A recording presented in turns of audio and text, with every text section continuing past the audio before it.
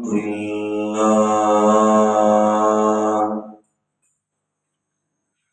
الحمد لله وكفى والصلاة والسلام على سيد الرسل وخاتم الأنبياء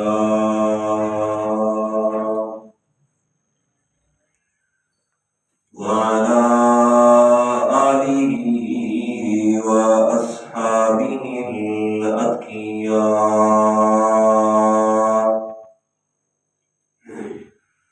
الذين هم خلاصة العرب العرباء وخير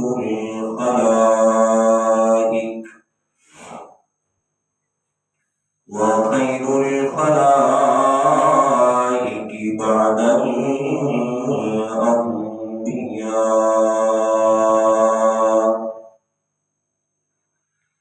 أما بعد فأعوذ بالله من الشيطان الرجيم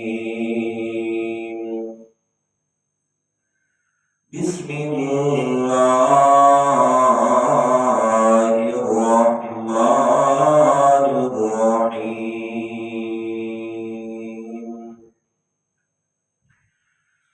اليوم أكملت لكم دينكم وأتممت عليكم نعمتي ورضيت لكم الإسلام دينا صدق الله العظيم اللهم صل على محمد النبي الأمي وعلى آله وأصحابه وسلم تسليما سبحانك لا علم لنا إلا ما علمتنا إنك أنت العليم الحكيم.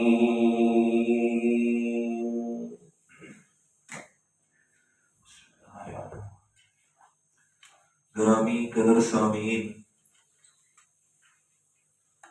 المخلصین الموحدین، دوستوں، بزرگوں، عزیز ساتھیوں، پیارے پیغمبر امام الانبیاء سرور کائنات جناب محمد الرسول اللہ صلی اللہ علیہ وسلم کی سیرت مقدسہ کا ایک بہت بڑا اور اہم عنوان ہے جس کا نام ہے خطبہ حجۃ الوداع،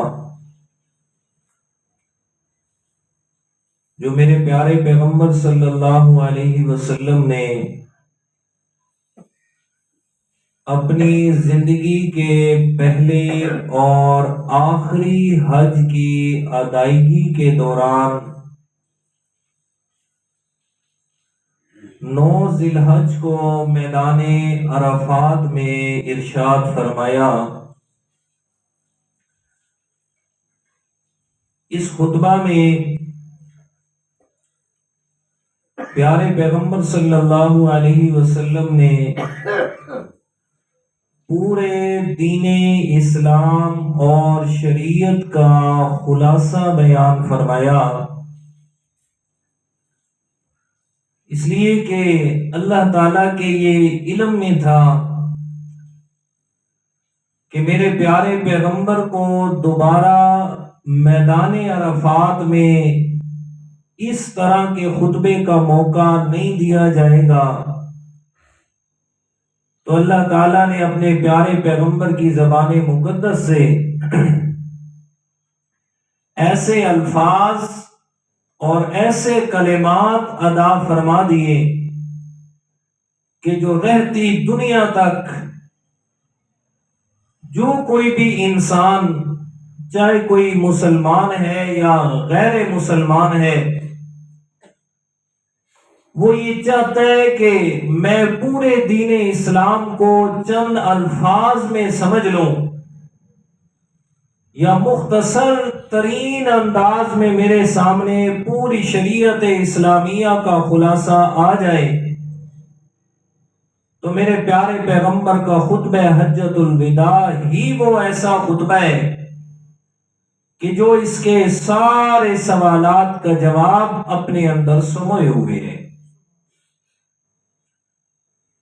دوسری طرف خطبہ حجۃ الوداع انسانی حقوق کا سب سے پہلا علمبردار اور چارٹر ہے۔ اقوام متحدہ کا نام لیا جاتا ہے کہ اس نے انسانی حقوق کا باقاعدہ طور پر اجرا کیا اور چارٹر بنایا اور فلاں اور فلاں، اور یہ بنا ہے 1948 کے اندر آ کے۔ لیکن میرے پیارے پیغمبر نے انسانی حقوق کے یہ قوانین اور اصول جو رہتی دنیا تک کے لیے رہنما ہیں، میرے پیارے پیغمبر نے آج سے 1450 سال پہلے سے وہ بنا بھی دیے اور بیان فرما بھی دیے۔ آپ علیہ الصلوۃ والسلام 8 ہجری ماہ رمضان المبارک میں مکہ مکرمہ فتح فرمایا، اور اس کے بعد اس سال جو ہے بیت اللہ شریف کا جو حج ادا کروایا گیا وہ حضرت عتاب بن اسید رضی اللہ تعالی عنہ نے یہ ادا کروایا، اور وہی جو پہلے عرب کا طریقہ چلا آ رہا تھا اسی طریقے کے اکارڈنگ، اور پھر اس سے اگلے سال یعنی 9 ذی الحج کو 9 ہجری کو اللہ کے پیارے پیغمبر نے سیدنا حضرت ابو بکر صدیق رضی اللہ تعالی عنہ کو امیر حج بنا کر بھیجا 300 آدمیوں کے ساتھ، اور انہیں حکم دیا کہ یہ حج کے امیر بھی ہیں اور ساتھ میں حج کا خطبہ بھی ارشاد فرمائیں گے۔ اور پھر 10 ہجری کو میرے پیارے پیغمبر بنفس نفیس خود جو ہے حج ادا کرنے کے لیے تشریف لے گئے، اور آپ علیہ الصلوۃ والسلام نے جب حج کا ارادہ فرمایا تو پھر اطراف عالم اسلام کے اندر یہ اعلان کروایا گیا کہ جس نے میرے پیارے پیغمبر کے ساتھ حج ادا کرنا ہے سو وہ سب تشریف لے آئیں کہ اللہ کے پیارے پیغمبر اس دفعہ بنفس نفیس خود حج ادا کریں گے اور خطبہ حج بھی ارشاد فرمائیں گے۔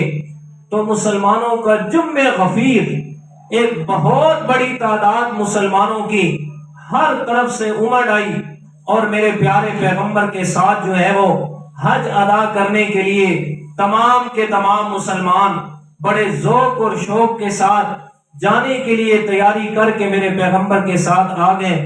25 ذوالقعدہ 10 ہجری کو میرے پیارے پیغمبر نے ہفتے والے دن ظہر اور عصر کے درمیان میں اپنے صحابہ کرام کے ساتھ مدینہ منورہ کو رخصت فرمایا اور یہاں سے نکلے۔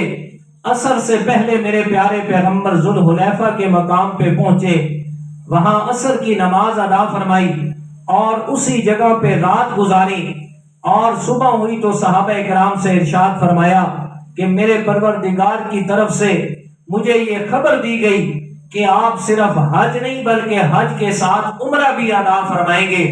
یہاں سے میرے پیارے پیغمبر نے احرام باندھا، پہلے غسل فرمایا، غسل فرمانے کے بعد آپ علیہ الصلوۃ والسلام کے ساتھ حضرت اما عائشہ صدیقہ، آپ کی باقی ازواج مطہرات، آپ کی لاڈلی بیٹی حضرت فاطمہ رضی اللہ تعالی عنہ اور باقی آپ کے سارے صحابہ کرام ہیں، میرے پیارے پیغمبر نے غسل فرمایا۔ غسل فرمانے کے بعد حضرت عائشہ رضی اللہ تعالی عنہ نے میرے پیارے پیغمبر کے جسم مبارک کو صاف کیا، خوشبو لگائی، پھر احرام باندھا خوشبو لگانے کے بعد، اور پھر میرے پیارے پیغمبر یہاں سے نکلے۔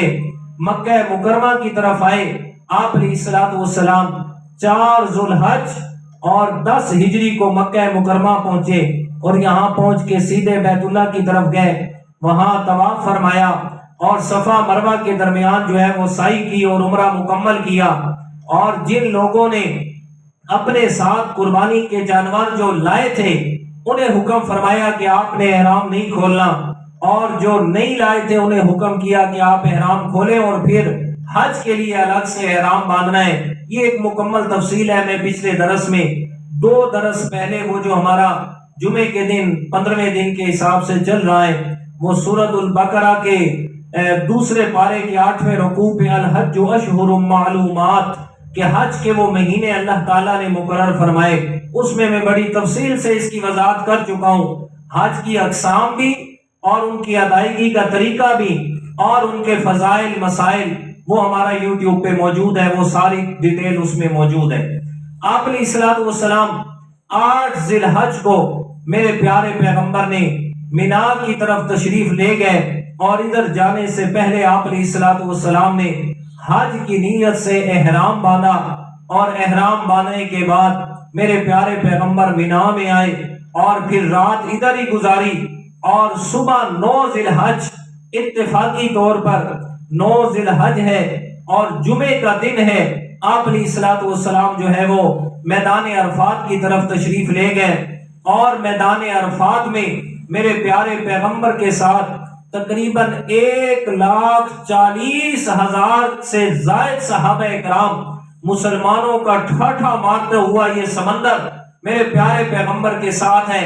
آپ علیہ الصلوۃ والسلام کے ساتھ شوق اور ذوق کے ساتھ کہ اللہ کے پیارے پیغمبر کے ساتھ حج ادا کرنے کی یہ فضیلت ہمیں حاصل ہو رہی ہے۔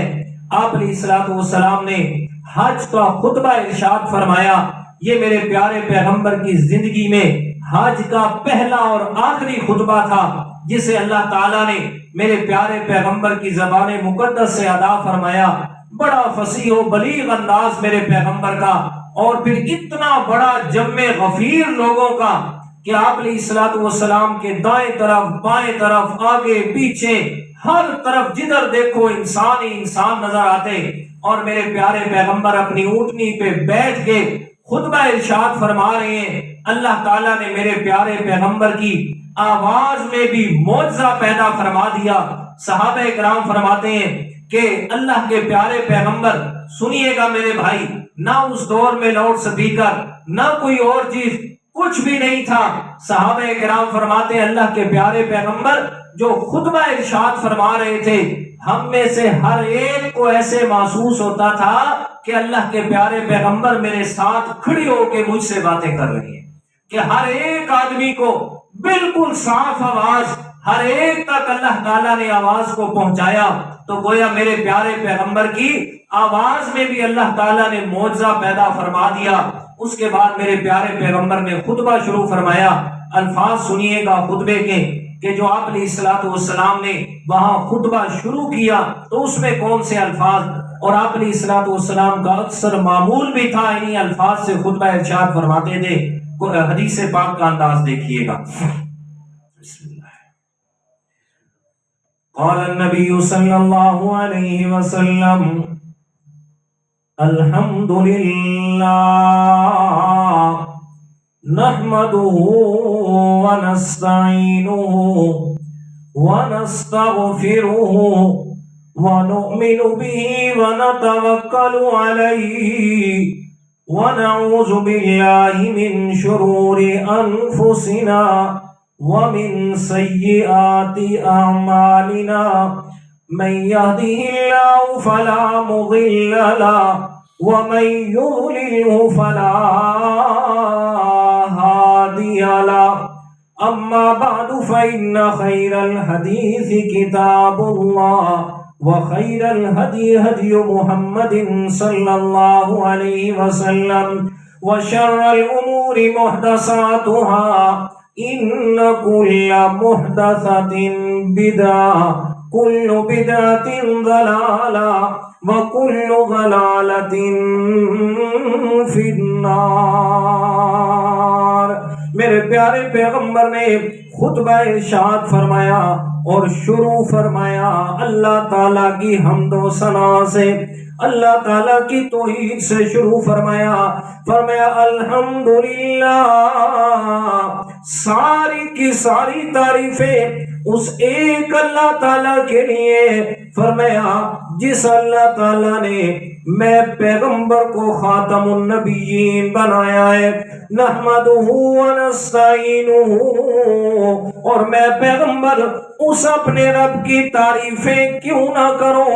پہلے فرمایا الحمدللہ، آگے پھر فرمایا نحمدہ، میں پیغمبر بھی اپنے رب کی حمد و ثنا کرتا ہوں، کیوں نہ حمد و ثنا کروں؟ ذرا میں اپنے پیچھے تو نظر دوڑاؤں تو کیا نظر آتا ہے؟ میں پیغمبر کی حقیقت تو یہ تھی، الم یجدک یتیما فآویٰ، مجھے دنیا میں جاننے والا کوئی نہیں تھا، لوگ مجھے یتیم کہہ کے بلاتے، فرمایا وہ جو دائیاں آئی نا بچوں کو دودھ پلانے کے لیے، کوئی اٹھانے کے لیے تیار نہیں ہے، یتیم بچہ ہے، ہمیں کون معاوضہ دے گا؟ فرمایا میری حقیقت یہ، لیکن دوسری طرف اللہ تعالیٰ فرماتے ہیں میرے پیغمبر ہم نے آپ کو یتیمی کی حالت میں پایا، لیکن دیا کیا؟ فآویٰ، میں اللہ تعالیٰ نے وہ مقام عطا فرمایا ساری کائنات تو نیچے رہ گئی، معراج والی رات میں میرا پیغمبر ساری کائنات سے اوپر چلا گیا۔ فرمایا کیوں نہ نحمدہ، میں پیغمبر کیوں نہ اپنے رب کی تعریفیں کروں؟ اس لیے کہ اس نے مجھے وہ عطا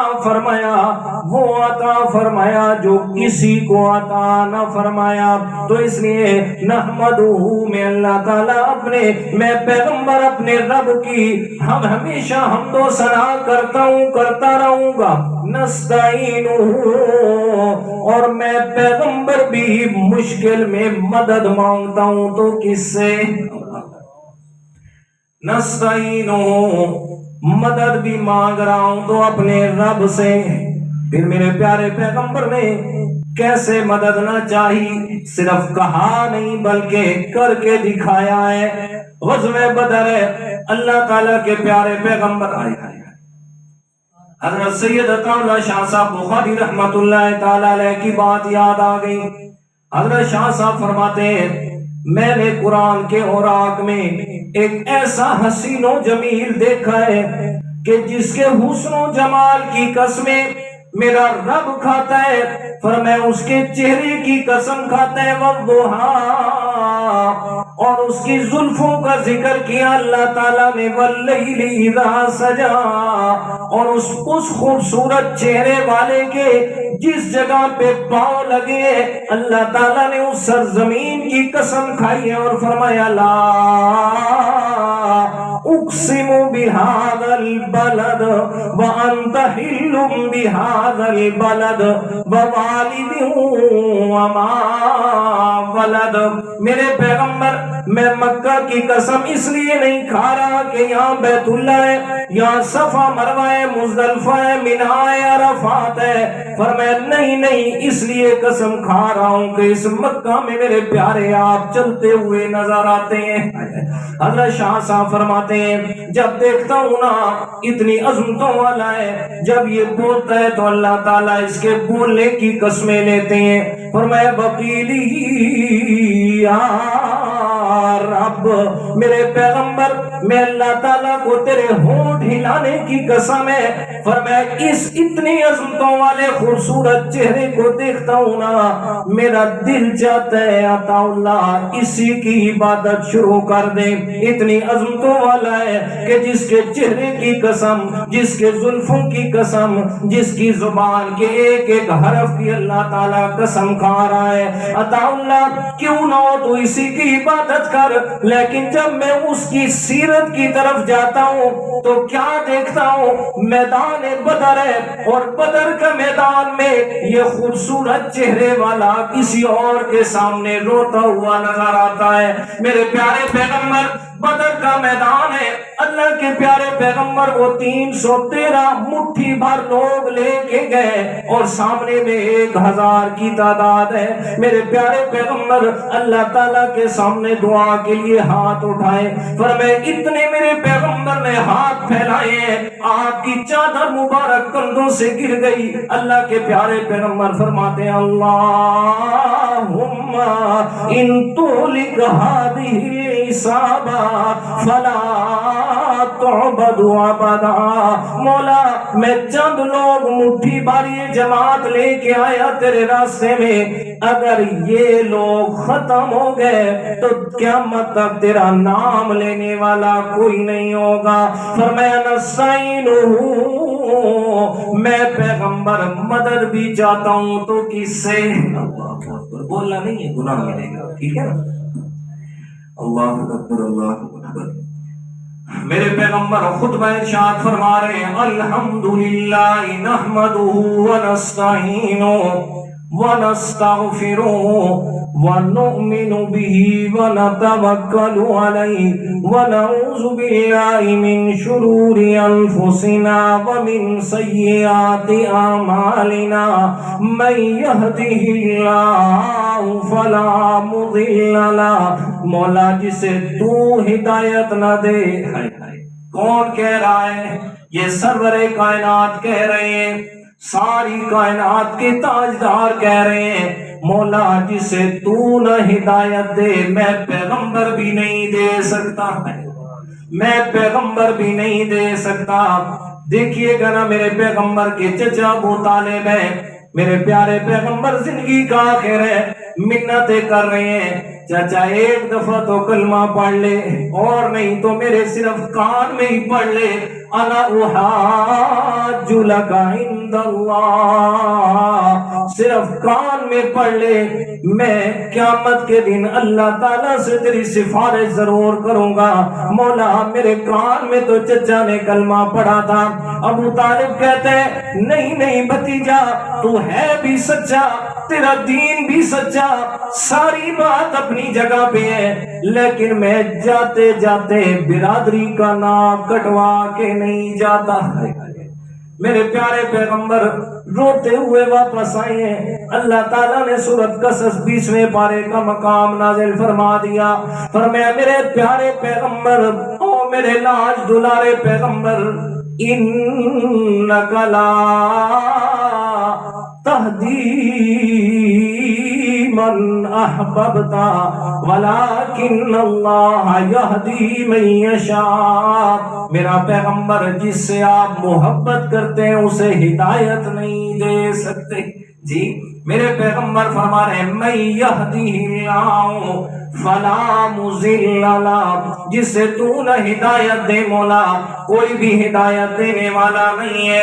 خطبے کے بعد میرے پیارے پیغمبر نے دوبارہ سے سب سے پہلے خطبے کے اندر ہی پہلے حمد و ثنا, اس کے بعد پھر خطبے کے اندر میرے پیغمبر نے واضح الفاظ میں فرما دیا اما بعد فإن خیر الحدیث کتاب اللہ, کہ ساری باتوں میں سب سے پہلی بات اللہ تعالیٰ کے قرآن اور کتاب اللہ کی ہے.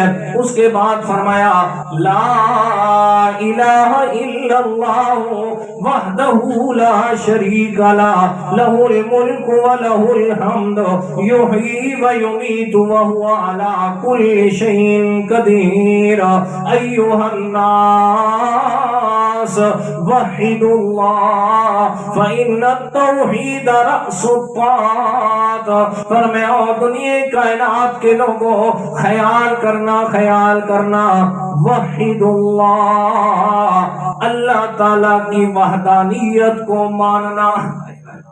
جی سب سے پہلی بات عقیدہ توحید کا سبق دیا وحید اللہ, اس میں ذرہ برابر بھی سستی نہیں آنی چاہیے. کیوں؟ فإن التوحید رأس الطاعات, اس لیے کہ ساری نیکیوں کی بنیاد اللہ تعالیٰ نے توحید کو بنایا ہے. ساری نیکیوں کا دار و مدار اللہ تعالیٰ نے اس توحید پہ فرمایا ہے. اور پھر دوسری بات فرمایا ایھا الناس الناس خذوا عنی مناسککم، اور ساری کائنات کے لوگوں میں پیغمبر سے اس حج کے احکام سیکھ لو.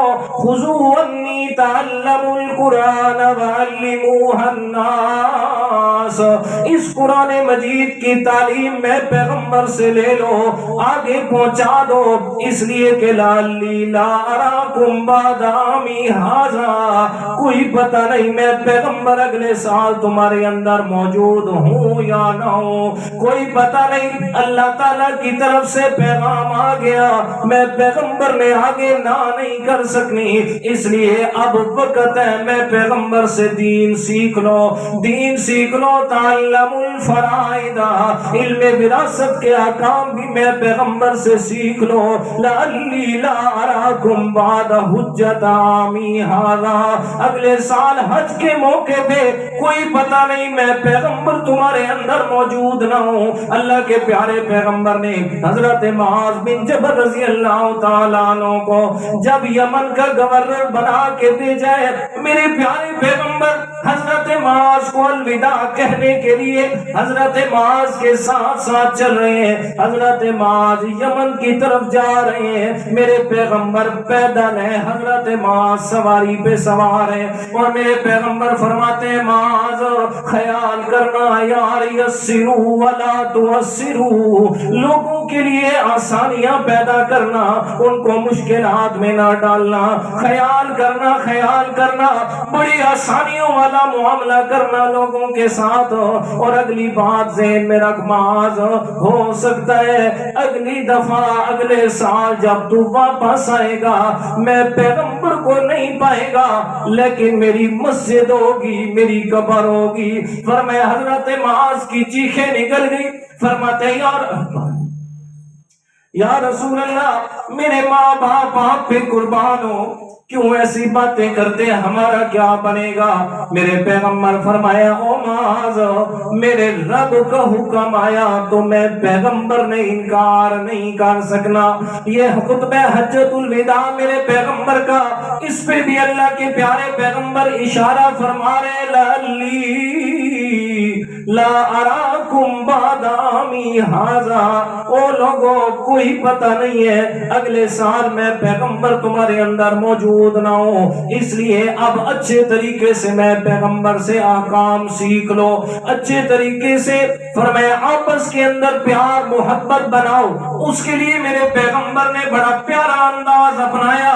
سارے صحابہ کرام سے سوال فرمایا ایو شہرکم ھذا، بتاؤ نا یہ کون سا مہینہ ہے، ایو یوم ھذا، یہ کون سا دن ہے؟ صحابہ کرام نے فرمایا اللہ ورسولہ عالم، اللہ اور اس کا رسول اچھی طرح جانتا ہے. فرمایا میرے پیارے پیغمبر کے صحابہ کو پتا تھا یہ ذی الحج کا مہینہ ہے، پتا تھا یہ 9 ذی الحج ہے. میرے پیغمبر فرمائے یہ کون سا دن ہے، یہ جمعے کا دن ہے، پتا ہے میرے پیغمبر کے صحابہ کو، لیکن ادب کی وجہ سے نہیں بولے.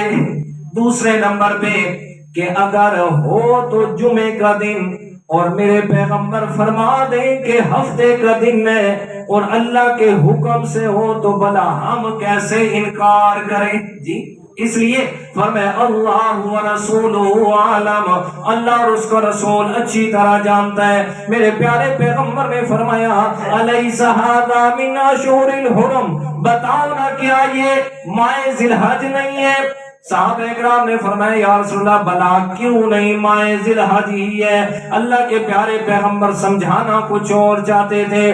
فرمایا جیسے اللہ تعالیٰ نے یہ عزت والا مہینہ بنایا ذی الحج، فرمایا یہ حرمت والا مہینہ ہے، احترام والا مہینہ ہے. آج جمعے کا دن ہے، یہ بھی احترام اور عزت والا دن ہے.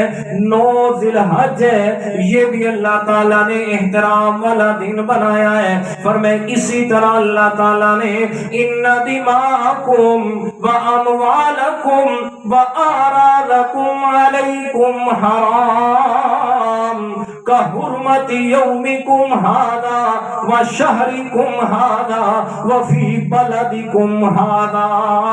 फरमाया जैसे ये सारे इज्जत वाले महीने, ये सारे अल्लाह ताला ने एहतराम वाले दिन बनाए हैं हज के, ये अल्लाह ताला ने मक्का मुकरमा को बड़ा हुर्मत और एहतराम वाला बनाया है। फरमाया इसी तरह तुम्हारे आपस में एक दूसरे के लिए इन्ना दिमाकुम, तुम्हारा खून भी, व अमवालकुम, और तुम्हारा माल भी, व आरानकुम, और तुम्हारी इज्जतें भी अल्लाह ताला ने इसी तरह इन दिनों की तरह एहतराम वाली बनाई है। अल्लाहु अकबर जी, अब एहतराम सिखाया। और हदीस पाक दूसरी भी सुनिएगा, अल्लाह के प्यारे पैगंबर ने फरमाया कि अल्लाह ताला ने एक मुसलमान पर दूसरे मुसलमान की इज्जत भी, उसका माल भी, उसकी जान भी, ये अल्लाह ताला ने हराम की है, मतलब एहतराम वाली बनाई है।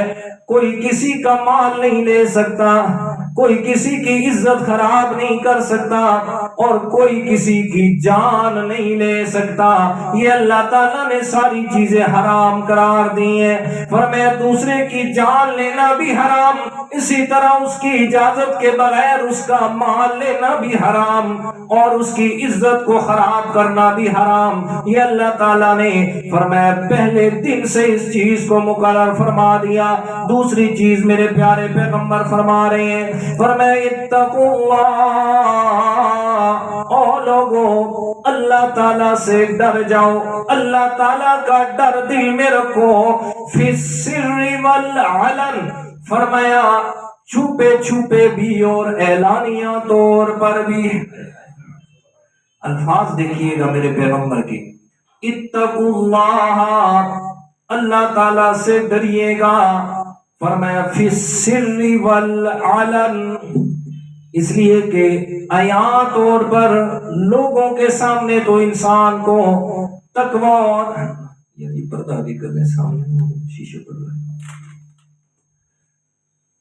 इसलिए कि लोगों के सामने तो तकवा और अल्लाह ताला का डर आ ही जाता है, या लोगों के दिखावे के लिए, या फिर शर्मो हया की वजह से। लेकिन असल के अंदर तकवा ऐलानिया तौर पर नहीं, उस वक्त पता चलता है जब इंसान तन्हाई में बैठा होता है। इसलिए कि असल में मुत्तकी वो आदमी है कि जिसकी महफिल नहीं बल्कि खलवत नेको, क्या नेको जी, खलवत, खलवत, खलवत नेको, कि जिसकी तन्हाई नेक है। इसलिए कि तन्हाई में किया गया गुनाह उसका गवाह मेरे रब के अलावा कोई नहीं होता। और मैं इत्तकुल्लाह फिस्सिर्रि वल अलन, अल्लाह ताला से डरिएगा छुपे छुपे भी और ऐलानिया तौर पर भी। और फिर कुरान पाक की आयत इरशाद फरमाई, फरमाया अय्युहल्लज़ीना आमनुत्तकुल्लाह हक्का तुकातिही वला तमूतुन्ना इल्ला व अंतुम मुस्लिमून। फरमाया अहले ईमान, जिंदगी ऐसे गुजारो कि उस जिंदगी के अंदर अल्लाह ताला से ऐसे डरो जैसे डरने का हक है। वला तमूतुन्ना इल्ला व अंतुम मुस्लिमून, और दूसरे नंबर पर इस हालत में जिंदगी गुजारो कि जब मौत आए तो इस्लाम पे आए, मौत आए तो दीन पे आए, मौत आए तो ईमान की हालत में आए। और उसके बाद अल्लाह के प्यारे पैगंबर ने अगली बात इरशाद फरमाई, फरमाया इन्ना कुल्ला रिबन मौज़ून वला किल्लकुम रूसी अमवालिकुम ला तज़लिमून वला तुज़लमून। फरमाया अल्लाह ताला ने सूद को हराम करार दे दिया। फरमाया आज के बाद सूदी लेन देन खत्म, सब का सब खत्म है, और सबसे पहले इस सूदी लेन देन का खात्मा मैं पैगंबर अपने خاندان سے شروع کرتا ہوں. فرمایا وہ جو میرے چچا حضرت عباس بن عبد المطلب کا فلاں کے ذمہ سود کا پیسہ تھا، میں پیغمبر اسے ختم کر رہا ہوں، اپنے سے ہی ابتدا کر رہا ہوں اور تمہیں حکم دے رہا ہوں اس سودی لین دین اور سودی کاروبار سے اپنے آپ کو دور رکھنا، اس لیے کہ فَإِن لَمْ تَفْعَلُوا فَأْذَنُوا بِحَرْبٍ مِّنَ اللَّهِ وَرَسُولِهِ. جس انسان نے اس سودی کاروبار اور سودی لین دین کو نہ چھوڑا تو پھر اللہ اور اس کے رسول سے جنگ کے لیے تیار ہو جائے. جی جس نظام کے اندر اللہ اور اس کے رسول سے جنگ ہے تو کیا خیال ہے اس میں سکون ہوگا؟ جی اس میں اطمینان ہوگا، اس میں ترقی ہوگی، اس میں ملک میں خوشحالی آئے گی کہ جناب سودی لین دین اور سودی نظام کے بغیر ہمارا گزارا نہیں چلتا.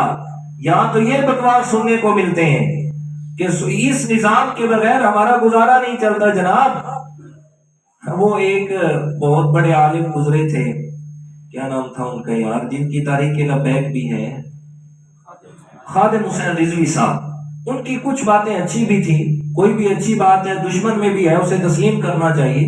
تو وہ سودی لین دین پہ بہت سخت الفاظ میں بولتے تھے. کہتے ہیں جی قرضہ قرضہ قرضہ. کیا ہے قرضہ؟ کوئی قرضہ نہیں ہے. کہتے ہیں اسلام کے اندر سود حرام ہے. جو آپ نے جینون پیسے لیے سو وہی واپس کرنے. سود کو ختم کرو اپنے ملک سے. کوئی ٹیٹو کرے تو اسے کہو نہ ہمارے ملک میں سودی نظام ہے، نہ ہم آپ کو سود کا پیسہ دیتے ہیں، یہ اصل پیسے لو چلو دفع ہو جاؤ. باقی پیچھے سارا قرضہ دن میں ختم ہو جائے گا اور ملک ترقی کی راہ پہ چل کے پتہ نہیں کہاں سے کہاں پہنچ جائے گا. اس لیے کہ سودی نظام ختم ہوگا تو اس میں میرے رب کی طرف سے رحمتیں اور برکتیں نازل ہوں گی. جی اور حقیقت کے اندر یہی بات ہے، اس میں کوئی شک نہیں ہے. یہاں ہر آدمی صرف زبانی کلامی تو کہتا ہے، لیکن دوسری طرف یہ بات ہے کہ یہ ایک ایسا اجماعی مسئلہ ہے، ایسا اجتماعی مسئلہ ہے یہ کہ سسٹم کی تبدیلی. چونکہ ہمارے ملک میں جو سسٹم چل رہا ہے یہ مکمل طور پہ وہ جو 1935 36 34 کا ایکٹ تیار کیا تھا برطانیہ نے سو وہی چل رہا ہے اور اسی ایکٹ کے تحت یہ سارا نظام ہے. تو جب تک وہ موجودہ سسٹم جس کے تحت ملک چل رہا ہے اور وہ تبدیل نہیں ہوگا تو اس وقت تک یہ نظام کبھی بھی ہمارے گلے سے نہیں نکلے گا. اور اس کے لیے یہ نہیں ہے کہ صرف تقریروں سے کام چلے گا. جی یہ نہیں ہے، اس کے لیے باقاعدہ محنت، باقاعدہ وہ پہلے سسٹم سیکھے، وہ جو دین کا ہے، وہ جو اسلام نے دیا ہے نظام حکومت، اس کو سیکھیں گے تو تب جا کے نافذ کریں گے نا. جی ہاں اچھا چلیں جی واپس آ جائیں. فرمائنا کل ربا موزون، سارے کا سارا سود یہ نظام میں پیغمبر نے حرام کر دیا. اور اس کے بعد اگلی بات فرمائی ان کل دم فی الجاہلیت موزون. فرمائے جتنے بھی زمانے جاہلیت کے قتل تھے وہ سارے خون بیکار گئے، سب کے سب دشمنیاں میں پیغمبر نے ختم کر دی ہیں. اور سب سے پہلے میں اپنے رشتہ داری سے شروع کرتا ہوں اس معافی کو کہ ربیہ بن حارثہ کے بیٹے کا خون میں پیغمبر معاف کرتا ہوں. فرمایا اپنے سے شروع کر کے تمہیں درس دے رہا ہوں. فرمایا چھوٹی چھوٹی باتوں پہ جھگڑے بڑھانے کی بجائے فرمایا خذ العفو وامر بالعرف واعرض عن الجاہلین. میرے پیغمبر نے اس حدیث سے وہ اس آیت مبارکہ کی تفصیل میں فرمایا میرے اللہ تعالیٰ نے مجھے خاص کر کے 9 باتوں کا حکم فرمایا. ان 9 باتوں میں سب سے پہلی اور سب سے بڑی بات جو ذکر فرمایا میرا پیغمبر خذ العفو، میرے پیارے معاف کرنے کو لازم پکڑیے گا، درگزر کیجئے گا، عفو درگزر سے کام لیجئے گا. وامر بالعرف، اور لوگوں کو نیکی کا حکم دے. وَأَعْرِضْ عَنِ الْجَاهِلِينَ، اور جاہلوں سے کسی قسم بات پر جھگڑنے کی ضرورت نہیں ہے، بلکہ ان کی خیر خواہی کرنی ہے، ان کے ساتھ اچھا تعلق رکھنا ہے۔ فرمائے انتقام کو میرے پیغمبر نے ختم فرمایا، اس کے بعد فرمایا لِكُلِّ وَارِثٍ نَصِيبَهُ مِنَ الْمِيرَاثِ کہ اللہ تعالیٰ نے ہر ایک وارث کے لیے وراثت کے اندر حصہ مقرر فرما دیا ہے۔ وَلَا يَجُوزُ وَصِيَّتُهُ فِي أَكْثَرَ مِنَ الثُّلُثِ اس لیے خیال کرنا اگر وصیت کرنی بھی ہے تو مال کے تہائی حصے سے زیادہ وصیت نہیں کرنی۔ اللہ اکبر۔ یہ بھی ہمارا وصیت والا ٹاپک جو ہے نا ادھر درس میں گزر چکا ہے جی، دوسرے پارے کے تیسرے چوتھے رکوع پہ وصیت کا ذکر ہے، اس ٹاپک میں تفصیل سے عرض کر چکا ہوں، یہاں بس تھوڑی بات سمجھا دیتا ہوں آپ کو۔ اکثر اوقات میں جب انسان فوت ہوتا ہے تو فوت ہونے کے بعد لوگوں کو پتہ نہیں ہوتا اس بات کا کہ اس کے بعد اب کرنا کیا ہے، اس کا جو مال و دولت پیچھے رہ گیا، جو وراثت بن گئی، تو اب اس کا کرنا کیا ہے۔ یہ کل بھی مجھ سے ایک بچے نے سوال کیا، اس نے کہا جی جو مرنے والا ہے اس کا جو مال رہ جاتا ہے پیچھے، کیا ہم اس میں سے صدقہ خیرات کر کے غریبوں کو اور لوگوں کو کھلا سکتے ہیں کہ نہیں کھلا سکتے؟ میں نے کہا بیٹا نہیں کھلا سکتے۔ کیوں؟ اس لیے ترتیب سمجھ لیں، یہ احکام میت جتنے بھی احکام تھے وراثت کے، میت کے نہلانے کے، غسل دینے کے، اس کے علاوہ کفن دینے کے، دفنانے کے، یہ سارے ہمارے پورے 7 مہینے کے 8 مہینے اس پہ لگے تھے۔ عشاء کی نماز کے درس میں یہ پورا مکمل پچھلے سال یا اس سے پچھلے سال میں ساتھیوں کو سمجھا چکا ہوں۔ تو جب آدمی فوت ہو جائے تو مرنے کے بعد جو اس کا پیچھے مال اور دولت رہا ہے وہ بن گئی ہے وراثت اور ترکہ۔ اب اس کا کیا کرنا ہے؟ سب سے پہلے اس کے مال میں سے کفن، دفن اور یہ جو سارے اخراجات ہیں یہ اس کے اپنے مال میں سے لگانے ہیں۔ اگر کوئی رشتہ دار قریبی احسان نہیں کرتا، نیکی کی نیت سے نہیں لگاتا تو نہ لگائے، اس کی اپنی جو وراثت ہے اس میں سے اس کا کفن خریدا جائے اور قبر بنانے کے اخراجات جو ہیں وہ سارے اس کے اپنے ترکے میں سے، وہ جو وراثت ہے اس میں سے لگائے جائیں۔ اب جتنا باقی مال بچا ہے تو آپ میت کے ذمہ جتنا قرض ہے اس کے مال میں سے قرض ادا کیا جائے۔ اب قرض ادا کرنے کے بعد جتنا مال باقی رہ گیا ہے اب وہ ہے ورثاء کا حق۔ اب اس سے پہلے یہ دیکھا جائے گا کہ اگر اس نے کوئی وصیت کی ہے، اس نے کوئی اچھے کام کی نیکی کی نصیحت کر کے گیا ہے، وصیت کر کے گیا ہے، تو وہ اس کے مال کے تیسرے حصے میں سے وصیت جاری ہوگی، سارے مال میں سے نہیں، مال کے تیسرے حصے میں سے وصیت جاری ہوگی۔ جو باقی مال بچ گیا ہے وہ سارے ورثاء کے اندر تقسیم ہوگا، جس طرح اللہ تعالیٰ نے سورۃ النساء کے اندر سارے ورثاء کے حصے مقرر فرما دیے ہیں۔ کوئی اس طرح نہیں کہ اپنی مرضی سے یہ جو اس کا فلانا اور اس کا فلانا، مقرر حصوں کے مطابق تقسیم کیا جائے گا۔ اس کے علاوہ باقی جتنے کرتوت کیے جاتے ہیں، باقی جتنے اعمال و افعال کیے جاتے ہیں، میت کے پیسے میں سے یتیموں کا حق جو مارا جاتا ہے کہ یہ جی فلاں، یہ جی کل شریف پہ حلوہ پکایا جا رہا ہے جی، یہ جی چاول بنائے جا رہے ہیں جی، 1000 لوگ آ رہے ہیں جی، ان کے لیے 20 جگہ بن گئی جی اور 5 گڑا حلوے کے بن گئے جی، اور یتیموں کے مال میں سے لگا کے ان کو مال سے محروم کیا جا رہا ہے، اور میرا بھائی شریعت کے اندر اس کا کوئی ثبوت نہیں ہے اور کوئی اجازت نہیں ہے۔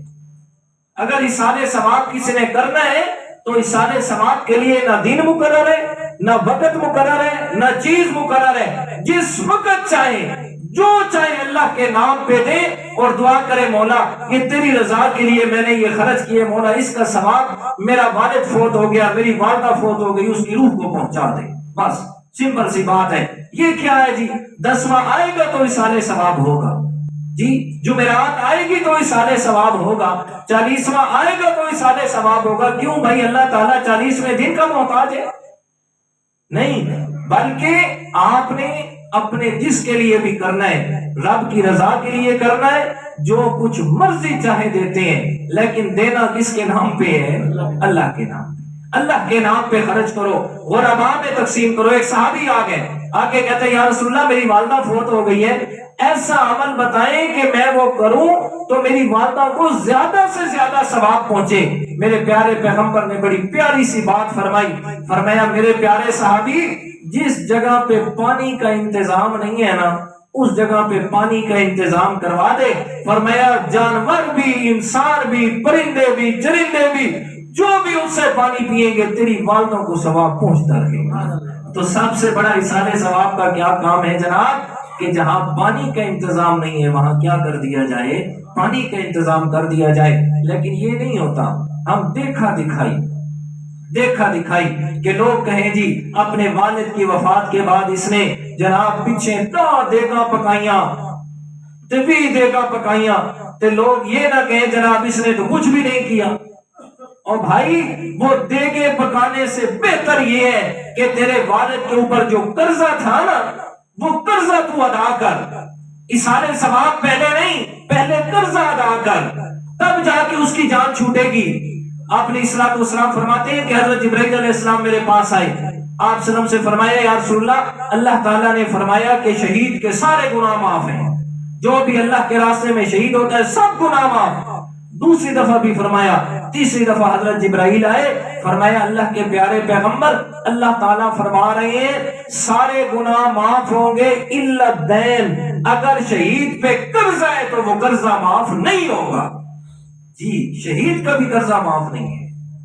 آج ہم باقی سارے رسومات اور کر رہے ہوتے ہیں جی، وراثت لینے میں تو بڑے جھگڑ رہے ہوتے ہیں، لیکن کبھی ایسا بھی ہوا ہے کہ جی جو فوت ہو گیا اس کے ذمہ قرض تھا اور سارے لوگ مل کے بیٹھ جائیں یار بیچارے کے ذمہ قرض تھا، اگر وراثت ہوتی تو ہمیں اتنا حصہ آتا، چلو یار آج اتنے ہی حصے اپنے ملا کے اس بیچارے کا قرض ادا کر دیتے ہیں۔ جی وہ کیسے کہتے ہیں جی، میٹھا ہپ تے کوڑا تھو جی، لینے کے لیے تو آگے اور جب خرچ کرنے کی باری آتی ہے تو کہیں جی کیا کریں جی انہوں نے اپنے پتر کرے نہ سکے کرا۔ جی اگر وراثت زیادہ ہو، مال و دولت ہو تو مل جائے تو پھر تو ہڑپ ہوتی ہے۔ لوگ یتیموں کا مال، یہ پچھلے دن میرے پاس یہ جھگڑا ہے کہ جی بھابھی اور 2 بھتیجیاں، بھائی فوت ہو گیا، اب بڑا بھائی ان کا حصہ نہیں دیتا، کہتے جی یہ تو پرائیاں دھیاں شادیاں تھی بننیاں نہیں دیتا، کیا کرے جی بتائیں آپ ہمیں کا۔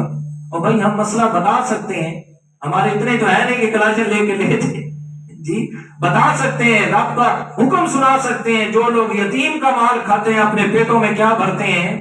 آگ بھرتے ہیں۔ تو بہرحال اللہ کے پیارے پیغمبر نے اپنے آخری خطبہ حجۃ الوداع میں، آخری خطبہ میں میرے پیارے پیغمبر نے پورے دین اسلام کا خلاصہ بیان فرما دیا، اور ان میں سے ایک حکم یہ بھی فرمایا، فرمایا لِكُلِّ وَارِثٍ نَصِيبَهُ مِنَ الْمِيرَاثِ، اللہ تعالیٰ نے ہر ایک وارث کے لیے وراثت میں حصہ مقرر کر دیا ہے، اس لیے ہر ایک کو اپنا حصہ دیا جائے، کسی کا حصہ وراثت میں سے مارا نہ جائے۔ اور ہمارے ماحول میں کیا ہے، بیٹیوں کو تو ویسے ہی محروم کر دیا جاتا ہے، بہنوں کو ویسے ہی محروم کر دیا جاتا ہے، اور لوگ سمجھتے ہیں کتا کھانا حرام ہے، جی گدھے کو اللہ نے حرام کیا ہے وہ کھانا حرام ہے، جی لوگ سمجھتے ہیں خنزیر کا گوشت حرام ہے، لیکن یاد رکھ میرے بھائی، اپنی بہن یا بھائی کا وراثت کا حصہ اگر مارا ہوا ہے کسی نے تو وہ خنزیر سے بھی بڑھ کے حرام کھا رہا ہے۔ جی چاہے وہ حاجی ہے، غازی ہے، نمازی ہے، کچھ بھی ہے، اگر اس نے اپنی بہن کا حصہ مارا ہوا ہے، اپنے بھائی کا وراثت کا حصہ مارا ہوا ہے، تو میرے پیارے اس کی نمازیں نہیں اس کو بچائیں گی، اس کی حج اور یہ عمریں اس کو نہیں بچائیں گے جب تک کہ اپنے بھائی اور بہن کا حصہ ادا نہیں کرے گا۔ ہاں بہرحال اللہ کے پیارے پیغمبر نے پورے دین اسلام کا خلاصہ ذکر فرما دیا، اور اس میں سے ایک حکم فرمایا کہ ہر وارث کا میں اللہ کے پیارے پیغمبر نے اللہ کے حکم سے حصہ مقرر کیا ہے، اس لیے کسی وارث کا حصے سے اس کو محروم نہ کیا جائے۔ بڑی تفصیل ہے اس کے آگے، اور بھی بہت سارے حقوق بیان فرمائے۔ بہرحال جو کچھ کہا سنا اللہ تعالیٰ عمل کی توفیق عطا فرمائے. وما علینا الا البلاغ.